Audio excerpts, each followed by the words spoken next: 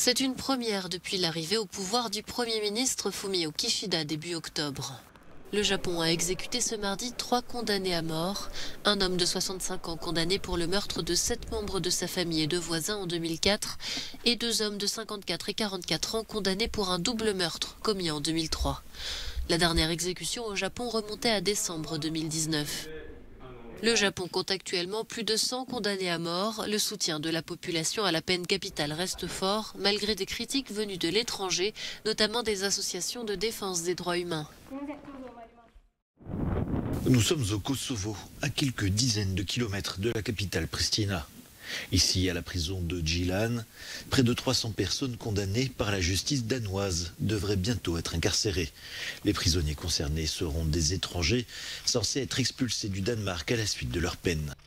L'accord prévoit ainsi le versement annuel de 15 millions d'euros aux autorités kosovardes pour en quelque sorte louer des cellules en dehors de l'Union européenne, mais aussi peut-être loin des regards.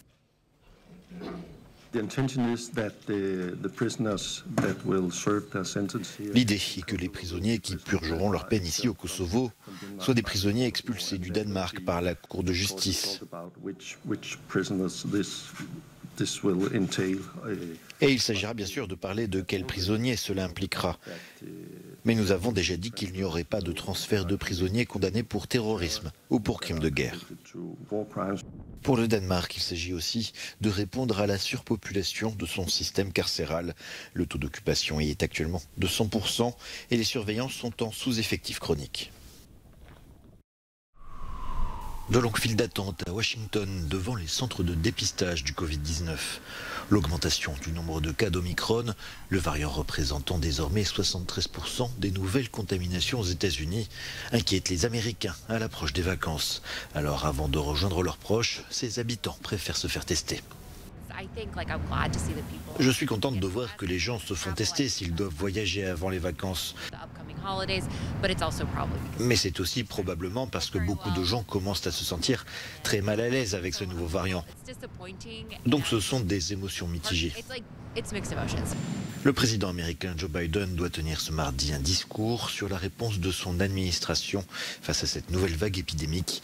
Malgré les rumeurs, aucun confinement ne devrait rentrer en vigueur. Ce n'est pas un discours sur le confinement du pays, c'est un discours direct et clair avec le peuple américain sur les avantages d'être vacciné, les mesures que nous allons prendre pour augmenter l'accès et augmenter les tests et les risques posés aux personnes non vaccinées. Un message également martelé par le principal conseiller de la Maison-Blanche en matière de pandémie, Anthony Fauci. Si nous faisons ce que nous avons recommandé de manière très répétitive et intensive, vaccination, rappel, atténuation avec des masques dans les lieux publics, nous sommes alors confiants dans le fait que nous parviendrons à maîtriser la situation.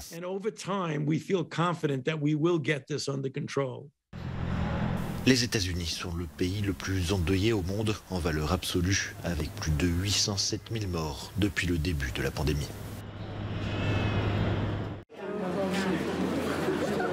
Pour la deuxième année consécutive, la pandémie de Covid-19 vient perturber les fêtes de fin d'année.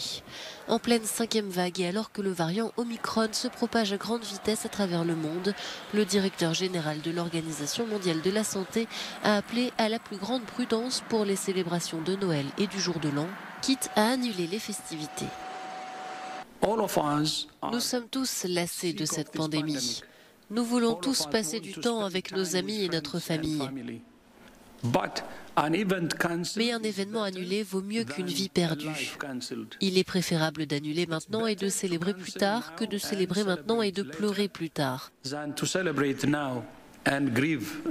Aucun d'entre nous ne veut être à nouveau dans la même situation dans 12 mois.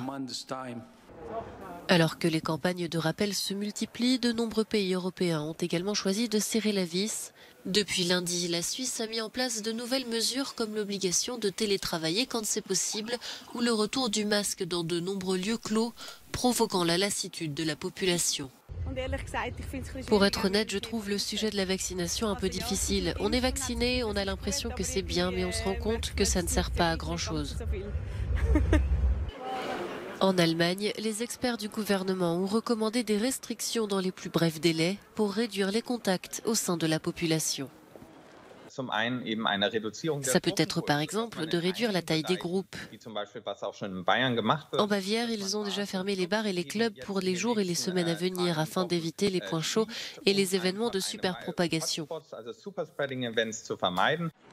Le chancelier Olaf Scholz a lui affirmé que le pays atteindrait son objectif d'administrer des doses de rappel à au moins 30 millions de citoyens d'ici la fin de l'année. Scanner son pass sanitaire via une puce implantée sous la peau. Il ne s'agit pas de science-fiction, mais bien d'une possibilité en Suède. C'est ce que propose Epicenter, une entreprise spécialisée dans les micro-puces de la taille d'un grain de riz. Utilisant la technologie sans fil NFC, ces puces peuvent stocker toutes sortes de données, comme une carte de transport ou de salle de sport. Et dernièrement, les passes sanitaires Covid. Ça signifie qu'il est toujours accessible pour moi ou pour quelqu'un d'autre qui voudrait le lire. Par exemple, si je vais au cinéma ou dans un centre commercial, les gens pourront vérifier mon statut même si je n'ai pas mon téléphone. Hannes Joblad tient à rassurer les sceptiques et les méfiants. Cette technologie est réversible et ne permet pas de géolocaliser son porteur à son insu. Il faut comprendre comment ces implants fonctionnent. Ils n'ont pas de batterie, ils ne peuvent pas transmettre un signal par eux-mêmes. Ils sont passifs. Ils restent là endormis, ils ne peuvent jamais indiquer votre position. Ils s'activent uniquement lorsque vous appuyez sur votre smartphone.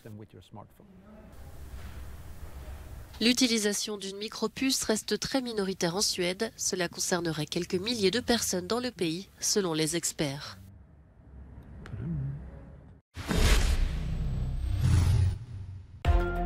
Le monde du sport est impacté par l'épidémie de Covid-19, notamment en Amérique du Nord où la NHL, la Ligue nationale de hockey sur glace, a avancé la pause de Noël pour toutes les équipes. Le championnat est mis en pause du 22 au 27 décembre. Les joueurs pourront reprendre les entraînements uniquement après avoir passé un test Covid.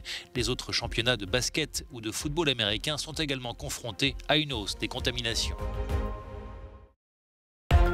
Au Japon, TEPCO, l'exploitant de la centrale nucléaire de Fukushima, projette de construire un tunnel sous-marin pour évacuer d'importantes quantités d'eau dans la mer. 10 ans après le tsunami dévastateur et l'accident survenu sur le site, près de 1,3 million de tonnes d'eau contaminée est stockée dans d'immenses réservoirs. Cette eau doit être d'abord traitée et libérée à 12 mètres de profondeur. TEPCO attend le feu vert des autorités. À New York, le jury a commencé ses délibérations dans le procès de Ghislaine Maxwell pour trafic sexuel. L'accusation a estimé que cette dernière était une prédatrice sophistiquée et la clé du système mis en place par son ancien compagnon Jeffrey Epstein pour recruter des jeunes filles qui l'abusaient sexuellement. La défense estime qu'il n'y a aucune preuve de la culpabilité de Maxwell. Le verdict est attendu avant Noël. Tout le monde connaît les fameux azulejos portugais, ces carreaux de faïence assemblés de sorte à représenter des formes, des paysages ou des personnages. Le Musée national de Lisbonne présente une nouvelle exposition dédiée à la céramique moderne et aux femmes artistes. Ici, on trouve une mosaïque de pièces produites au cours des 70 dernières années. Avec cette exposition, nous entendons montrer le rôle des femmes dans la céramique portugaise contemporaine. C'est très vaguement connu, il y a 2 ou 3 noms connus, mais nous voulions montrer que c'est un univers beaucoup plus vaste. L'exposition comprend des œuvres de Maria Kiel, Vieira da Silva, Graça Moraes et Joana Vasconcelos. 70 ans dans l'histoire de la céramique, c'est peut-être court, mais cela représente des décennies d'innovation. Tel est le message de ce panneau réalisé par les sœurs Almada Negreiros.